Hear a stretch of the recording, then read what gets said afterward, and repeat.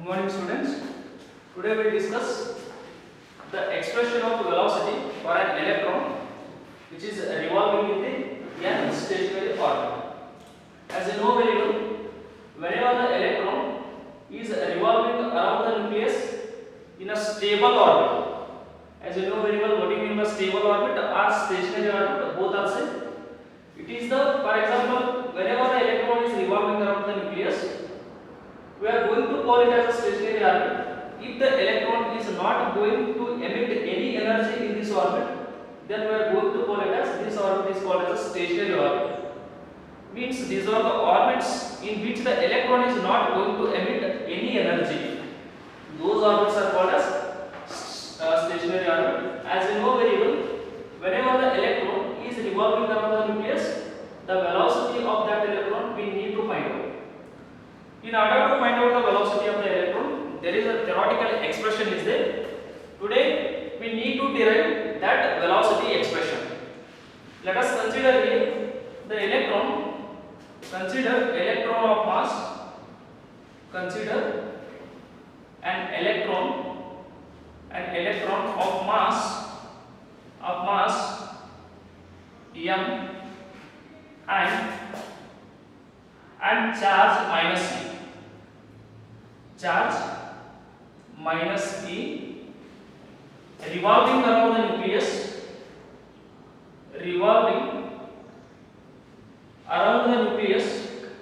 with an velocity v.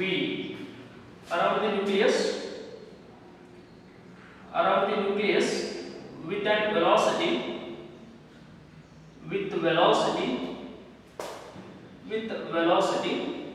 that is v.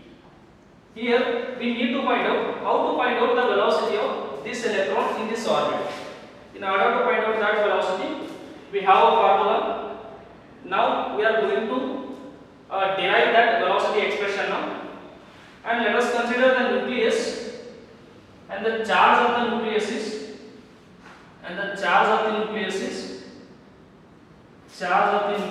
plus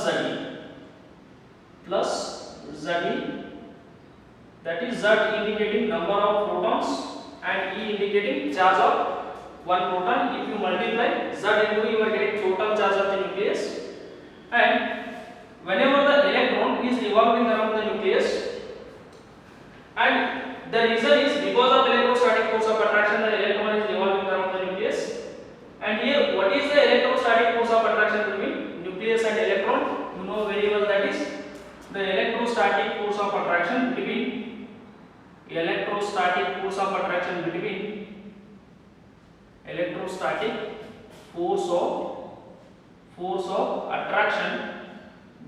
electron and nucleus.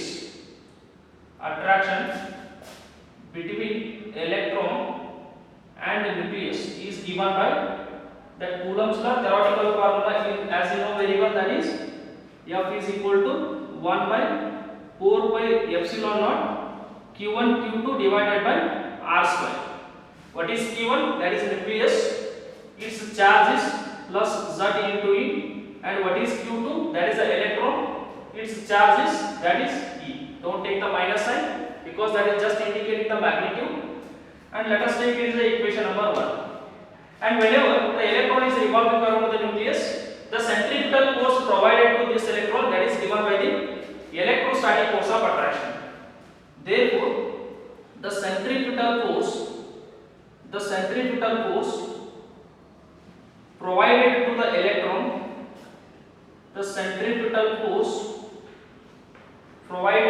electron, or providing to an electron for revolution is given by, as you know very well, that is also theoretical formula, that is centripetal force is equal to mv square divided by r. Mass of the electron, this is the distance from nucleus, and this is the velocity of an electron. Let us take this as equation number 2. As you know very well, the magnitude of electrostatic force of attraction between electron and nucleus and the centripetal force provided to the electron, both the magnitude are same. Therefore, equate equation 1 and 2 equate equation 1 and equation 2, then you are getting mv square divided by r is equal to 1 by 4 pi epsilon naught, that is e into e square z e square divided by r square, and the magnitude of these two is same and cancel. Here r square and r getting cancelled. Next here one more r is there, take this side, that is, and you are getting that is m v square r is equal to z e square divided by 4 pi epsilon naught. This is the remaining term. Let us take this equation as equation number 3, and we know very well second postulate, both second postulate you know very well, that is angular momentum of an electron, that is angular momentum of an electron that can be calculated by angular momentum of an electron can be given by the formula as m into v into r is equal to nh divided by 2 pi. And let us take this equation as 4 here. Which derivation we are going to derive now? The velocity derivation. Here v square term is there, here v term is there. If you divide equation 3 by the equation 4, you are getting the value of v now. Here divide the equation 3 by 4, divide the equation 3 by 4, that is the third equation, that one, m v square r is equal to z e square divided by 4 pi epsilon naught, and here this is the equation 3, and what is the equation 4? That is m v r that is equal to nh divided by 2 pi. Here m getting cancelled and r are getting cancelled, v and v square getting cancelled. You are getting one more v here, that is v is equal to z e square divided by 4 pi epsilon naught, and take 2 pi in the numerator, 2 pi divided by this is nh, and pi getting cancelled, 2 ones are 2 twos are, then v is equal to, you are getting z e square divided by, that is 2 nh epsilon naught, and this is velocity of electron in an nth orbit.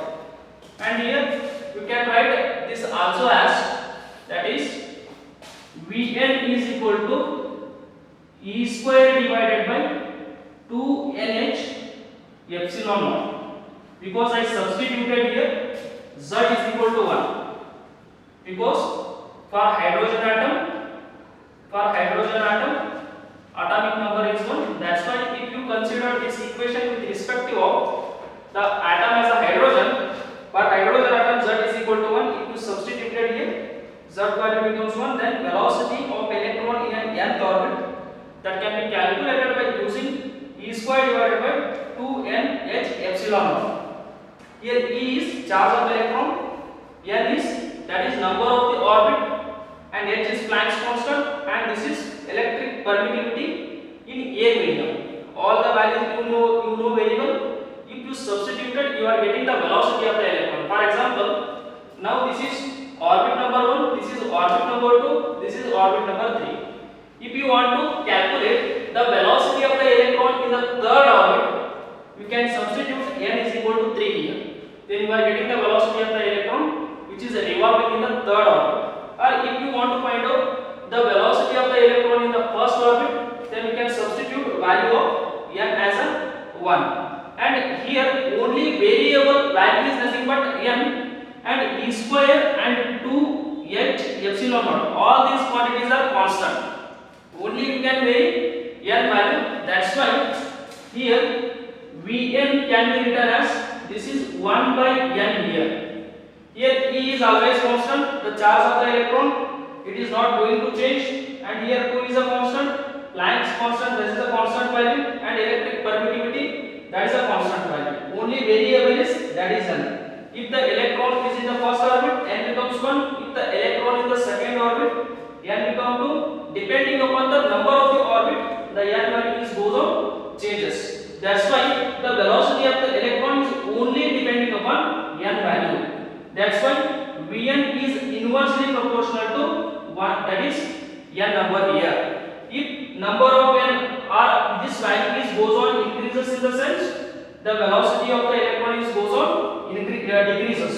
Or if the n values goes on decreases, the velocity of the electron is goes on increases, because the relation between these two is that is inversely proportional to each other. For example, here however the n number orbit number is goes on increases, the distance between nucleus and electron is goes on increases. However, the distance between those two particles goes on increases.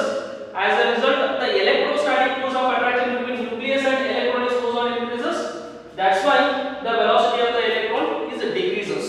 N increases, velocity of the electron decreases. The relation is that is inversely proportional to each other.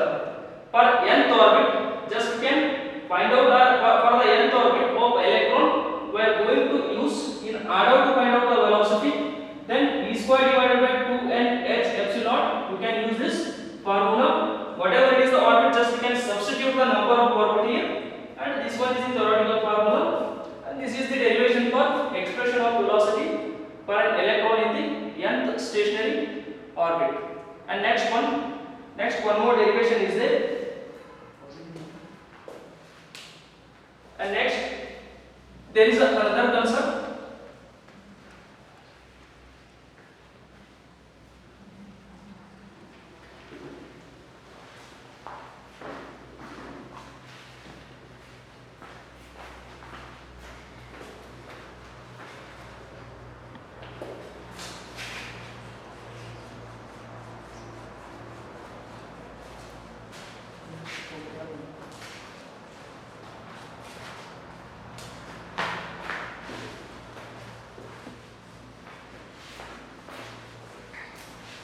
And next there is the next concept, expression of total energy of electron, total energy of an electron, total energy of electron in nth stationary orbit. This is next derivation here.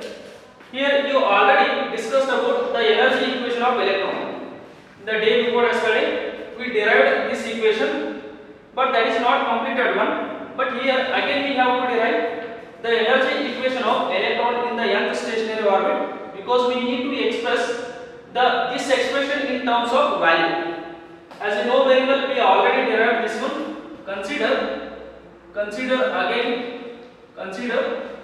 electron of mass m and charge e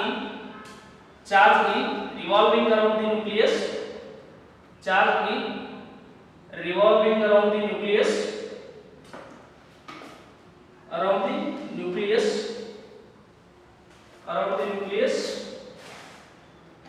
with an velocity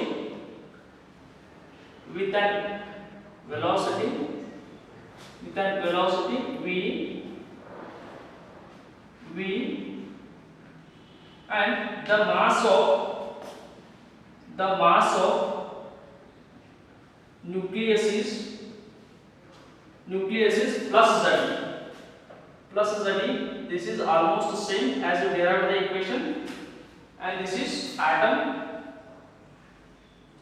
This is the atom. Here I am taking the electron. This is velocity of electron, and this is the distance between. This is nucleus charge, and charge of the electron is minus m. And m is mass of the electron, and r is distance between center of nucleus to the center of the electron. Here the mass of the nucleus is not the mass. The charge of the nucleus, charge of nucleus is plus z.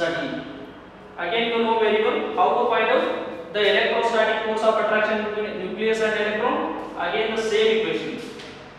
The electrostatic force of attraction, electrostatic force of attraction, electrostatic force of attraction between nucleus and electron, between nucleus and an electron is given by the same formula, that is Coulomb's law. F is equal to 1 by 4 pi epsilon naught, that is Q1 Q2 divided by R square. What is Q1? Charge of the nucleus, that is plus Ze, and Q2 is electron charge, that is E, and here F is equal to 1 by 4 pi epsilon naught Z into E square, Z E square divided by R square. Let us take it as the equation number 1. Again you take the same equation. Who provides the centripetal force to the revolving electron? The electrostatic force of attraction provides the centripetal force to the electron. How to find out the centripetal force of an electron? The centripetal force of an electron is given by the centripetal force of an electron is given by the formula, that is the same equation, that is centripetal force is equal to mv square divided by r. Let us take it as the equation number 2. Mass of electron, orbital velocity of an electron at the distance from nucleus, that is r at. And next here, the value of centripetal force and value of the electrostatic force of attraction, both are same in magnitude. If you calculate the centripetal force, let us consider if it is a 10 Newton, and again calculate the electrostatic force of attraction, that is also 10 Newton, because the electrostatic force of attraction provides the centripetal force. That's why both the magnitude are same. Equate again equation number 1 and 2. Equate equation 1 and 2. That is mv square divided by r is equal to 1 by 4 by epsilon naught Z E square divided by r. Here r are getting cancelled. mv square is equal to Z E square divided by 4 pi epsilon naught. Let us take it is the equation number 3. And next, as you know very well, the kinetic energy of this electron. Whenever what is kinetic energy, you know very well. Whenever the particle is in motion, the energy possessed by that particle is called as a kinetic energy. Or else, if the electron is in rest, the energy possessed with respect to its rest position, we are going to call it as a potential energy. And here we want to derive the total energy equation. That's why you need to take both the equations. One is a kinetic energy, another one is a potential energy. You know very well how to find out the kinetic energy of the particle here, the kinetic energy of electron, the kinetic energy of an electron can be given by electron is given by that is 1 by 2 mv square. You already found out the value of mv square. Just substitute in this equation. That is kinetic energy of an electron, that is becomes 1 by 2 as it is. mv square can be written as that is Ze square divided by 4 pi epsilon naught. Or else you can write it as kinetic energy is equal to Ze square divided by 2 into 4, that is 8 pi epsilon naught. And this is the equation. Let us take this as a kinetic energy. This as kinetic energy here, and this is r square. This is r square. R square getting cancelled. You are getting one more r here, and this is r, and this one is r. And next, the potential energy of the potential energy of electron. Let us imagine the electron is in rest. Let us imagine the electron is in rest, it is not moving. Whenever it is moving, the energy associated with the electron, that is kinetic energy. But now take the different situation here. Just you can imagine the electron is not moving, it is present at a particular location, means it is at rest. Then it is also possessing the energy. Whenever it is at a rest, it is possessing the energy. That energy is called as a potential energy.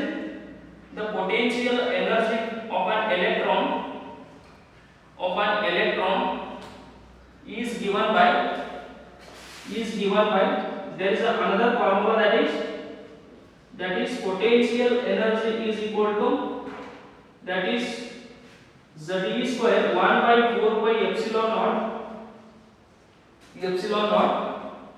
Q1 into Q2 divided by R. What is Q1? This is nucleus, charge of the nucleus is plus Ze, and Q2 is charge of the electron, that is E. And always the potential energy we are getting always in terms of negative.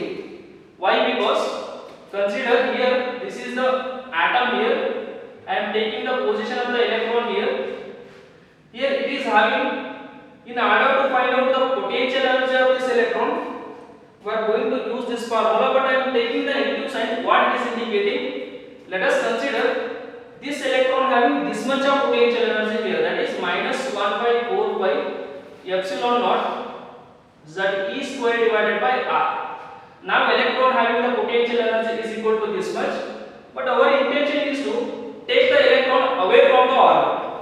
In order to take the electron away from the orbit, we have to supply the potential energy, that is equal to plus 1 by 4 by epsilon naught Ze square divided by R.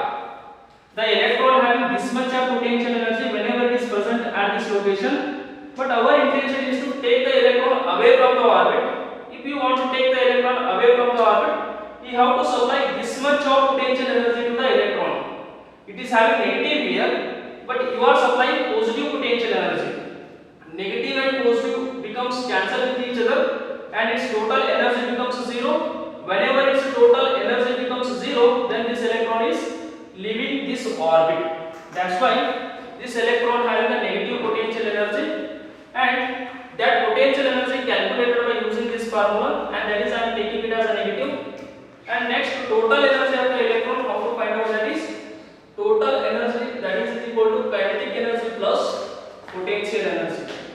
You know very well this one. Substitute what is kinetic energy, that is Ze square divided by 4 pi epsilon naught R, plus, and potential energy is in terms of negative, that is, that one is, it is not a 4, this is minus Ze square divided by 4 pi epsilon naught R. Take the LCM, you are getting total energy is equal to, that is Ze square divided by, that is 8 pi epsilon naught R. This is a final one. If you take the LCM and find out the value, you are getting the total energy in terms of negative, that is Ze square divided by 8 pi epsilon naught R. And you know very well what is the radius equation. We know that in the yesterday's class we know that how to find out the radius of nth orbit. Let us consider the electron is present at this point, and we need to find out the radius equation. Here the distance between nucleus and distance between electron, this is R is there. This R can be calculated by using one of the theoretical formula, that is we derived yesterday, that is R can be written as R formula, that is n square h square epsilon naught divided by pi into m Ze square. This equation we derived in the yesterday's class, because whenever the electron is revolving in a particular stationary orbit, what is the distance between, or what is the radius of that stationary orbit, that R can be calculated by using this formula we derived in the yesterday's class, and substitute R value in this equation here, and the total energy becomes, that is minus Ze square divided by 8 pi epsilon naught, and r can be written as, substitute the r value, that is n square epsilon naught divided by pi m z square. And here this can be written as total energy is equal to minus z square divided by 8 pi epsilon naught into pi m z square divided by n square h square epsilon naught. And here pi getting cancelled, and next the remaining part is total energy is equal to minus z into z, that is z square. This m as it is, next e square into e square, that is e raised to 4 divided by 8 as it is, next n square h square epsilon naught into epsilon naught, that is epsilon naught square here. And next this can be written as total energy is equal to m as it is, next e raised to 4 as it is divided by 8 as it is, h square as it is, epsilon naught square as it is. I am taking out, that is z square divided by n square I am taking out. M as it is, e raised to 4 as it is, 8 as it is, h square as it is, and epsilon naught square as it is. What I am taken? I am taken the ratio outside, that is z square divided by n square. And if you calculate this value, mass of an electron, this is charge of an electron, 8 Planck's constant is there, its value as you know very well, that is 6.626 into 10 to the power of minus 34 joule second. And what is epsilon naught? This is electric permittivity in the air, its value you know very well, that is 8.854 into 10 to the power of minus 12, that is farad per meter. And this is the value of epsilon naught, Planck's constant value you know very well. Mass of the electron 9.1 into 10 to the power minus 31 kg is there. Charge of the electron, that is 1.6 into 10 to the power minus 19 coulomb is there. If you substitute all these values and calculate, and you are getting the value, that is the answer, that is total energy is equal to minus 13.6 z square divided by n square electron volt. And this is the final answer.